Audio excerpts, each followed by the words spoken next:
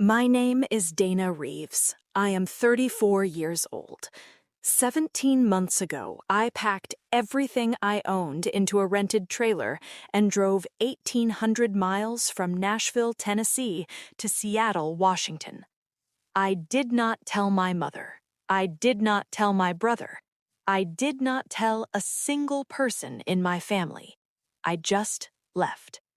I kept the same phone number I had for 11 years. The line worked perfectly. Anyone could call me at any time. For 17 months, not one of them did. Not on my birthday, not on Thanksgiving, not on Christmas. Not once. Until my brother showed up at my old apartment because he needed someone to watch his dog for 2 weeks while he went on vacation. That is when my mother left 39 voicemails in one weekend. Not one of them asked if I was okay.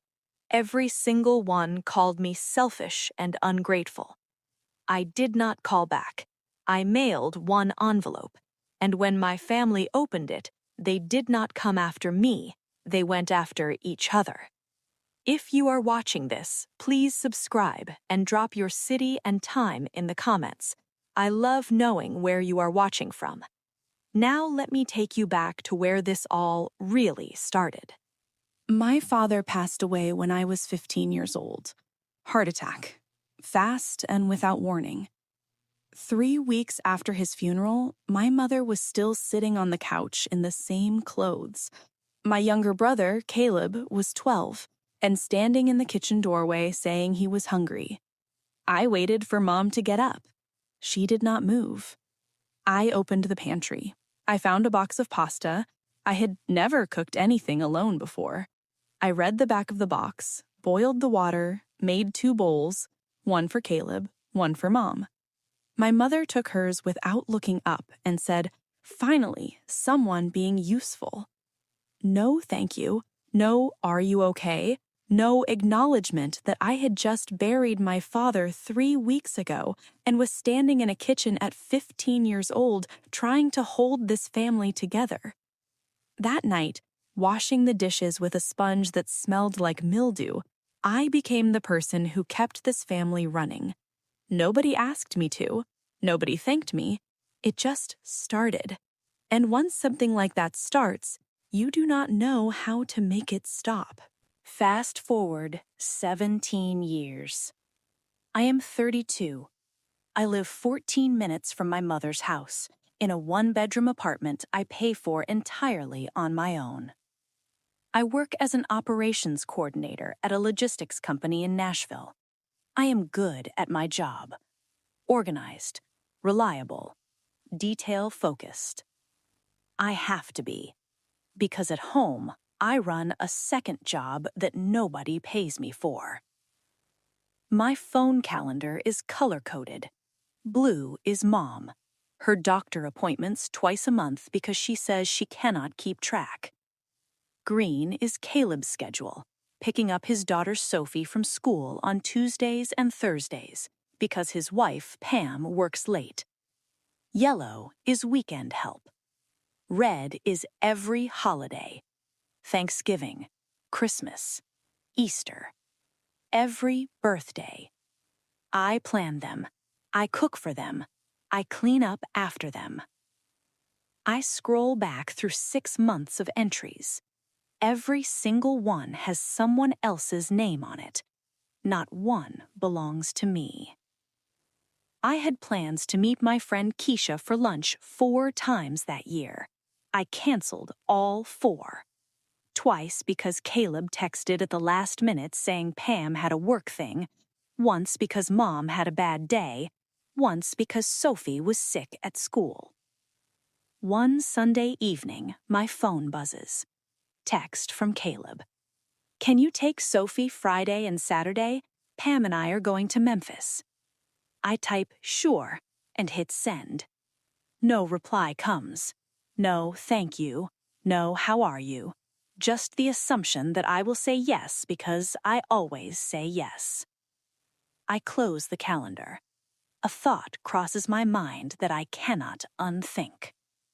When was the last time someone put my name on their calendar? March 8th, my 32nd birthday. I wake up and check my phone. Nothing. I shower. Nothing. I drive to work, eat lunch at my desk, check again. Nothing. Not a text, not a voicemail, not even a 2-word message. After work, I stop at a bakery and buy 1 slice of lemon cake. I eat it alone in my car in the parking lot. The cake is good. The moment is not. At 7 in the evening, my phone rings. Mom. My chest lifts for half a second. Maybe she remembered? Dana, I need you to pick up my prescription. The pharmacy closes at 8. It is my birthday today, Mom. A short pause. Not uncomfortable for her, just empty. Oh, happy birthday. Can you get the prescription? I drive to the pharmacy. I pick up her blood pressure medication. I drop it at her door. She takes the bag, says thanks, and closes the door without inviting me in. I sit in her driveway for 3 minutes, engine running. Something inside me that had been holding weight for 17 years finally snaps. When I get home, I open my laptop and search apartments, Seattle. I have never been there, but it is 1,800 miles from this driveway. Right now, that sounds exactly right. I am not impulsive. I am an operations coordinator. I plan. So before I do anything, I run a test. Starting the next morning, instead of waiting for people to need me, I reach out as a person, not with tasks, just as someone who wants to talk. I text Mom. Want to grab lunch Saturday? Just us. No reply. I text Caleb. Hey, how are you? We haven't just talked in a while. He replies, can't, busy. Then nothing. I text Pam. How is the new job going? She reads it, no reply. I keep going, every week for 5 months. Want to catch a movie? How is Sophie doing? Mom, I tried a new recipe. Want to come over? Caleb, I miss you. Let's do something just us. I screenshot every message, not to build a case, just because I need to know I am not imagining this. I need proof for myself that I keep reaching and my hand keeps closing around air. By the end of 5 months, I count them. 176 messages sent, 9 replies, all short, all about logistics, none asking how I am. 167 messages ignored. I look at a job listing in Seattle. Operations coordinator, similar pay, full benefits. The application takes 20 minutes. I submit it before I can talk myself out of it. The offer comes through in September. I give my notice. My manager shakes my hand and says, Seattle is lucky to have you. 5 words of genuine recognition from someone who has known me 3 years. More warmth than my family has shown me in 17. I pack my apartment in stages. I set up mail forwarding. I do not change my phone number. The line still works. I am not hiding. I am just not chasing anymore. The last evening in Nashville, I drive past Mom's house. Lights on in the living room, TV glow through the curtains. I could stop. I keep driving. Seattle, October. It is raining. I park outside my new apartment, a second-floor unit with a small balcony and a maple tree in the yard. I sit in the car and breathe. Really breathe. No phone buzzing, no calendar alerts, no one needing anything. Month 1, I check my phone every morning. Nothing from Tennessee. I tell myself they are busy. Month 2, Thanksgiving comes. I sit alone with a rotisserie chicken and a can of cranberry sauce. My phone stays silent. No one asks where I am. No one notices the empty chair. I realize they probably did not even have a Thanksgiving dinner. I was the one who organized it every single year. Month 3, my birthday again. I buy myself a slice of lemon cake. This time I eat it on my couch instead of in a parking lot. That feels like progress. Month 4, I meet a colleague named Rosa at work. She stops by my desk one afternoon and asks, "How was your weekend?" I almost cry. Not because the question is sad, because no one has asked me that in years and actually waited for the answer. Month 6, I check my old email. One unread message from Caleb, sent 3 weeks ago. Subject, next weekend. Body, can you watch Sophie? I'm taking Pam to Gatlinburg. No greeting. No, how are you? He does not even know I am gone. I start therapy for the first time in my life. My therapist gives me a journaling exercise. She says, write down what your life looks like now compared to what it would have been if you had stayed.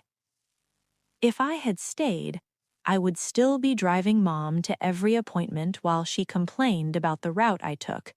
I would still be canceling plans with Keisha. I would still be spending every Saturday at Caleb's house so he and Pam could have a life.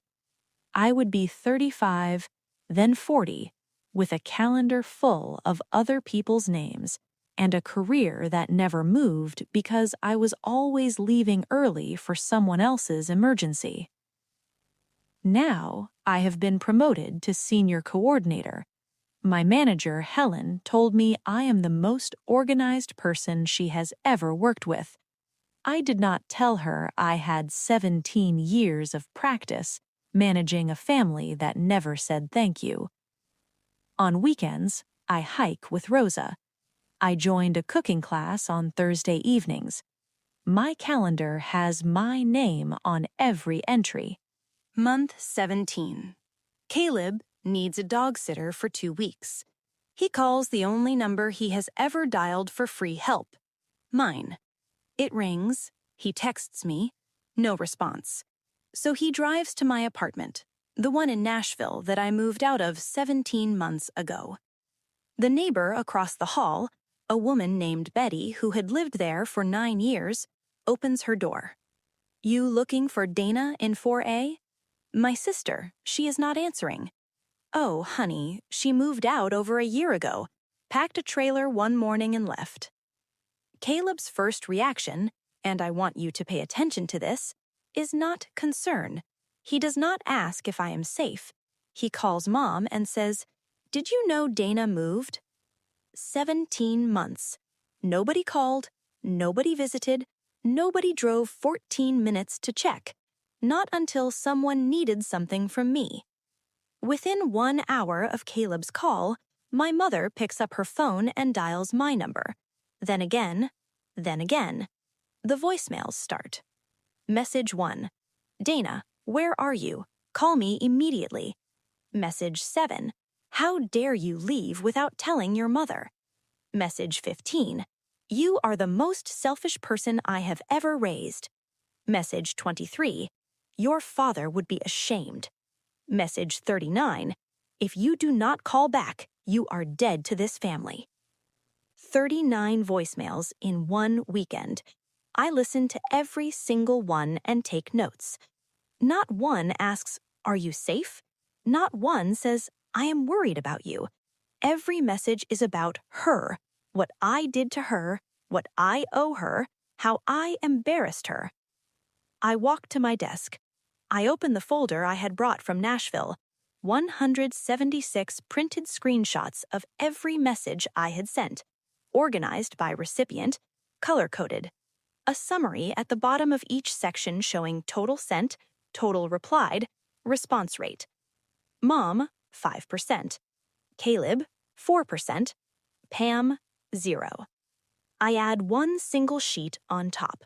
White paper, black ink, one sentence. I tried 176 times. Here they are. I slide the folder into a padded envelope. I write Mom's address on the front. I tape it shut and set it on the shelf by my door. I am not sending it yet. I am waiting for the right moment. My Aunt Bev, my mother's older sister, the one who cut contact with Mom years ago, for reasons Mom has never acknowledged, calls me on a Tuesday. She is the only person in my family who ever checked in just to check in. She tells me Mom is planning a big family dinner on March 15th, my nephew's birthday. She says Mom has been rehearsing a speech about how I abandoned the family. She wants an audience. I do the maths. Priority mail from Seattle to Nashville takes 2 to 3 days. If I mail it on the 12th, it arrives by the 15th. Wednesday, March 12th, my 34th birthday. Nobody calls. I am not even disappointed anymore. That part is over. I drive to the post office on Morrison Street. The clerk weighs the envelope. Anything fragile? I look at the envelope. No, just the truth. She sets it on the conveyor belt. And just like that, it is gone.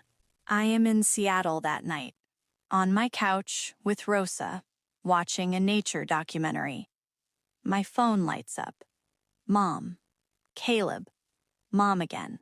Pam. Mom. I turn it face down. Rosa passes me the popcorn. She does not ask questions.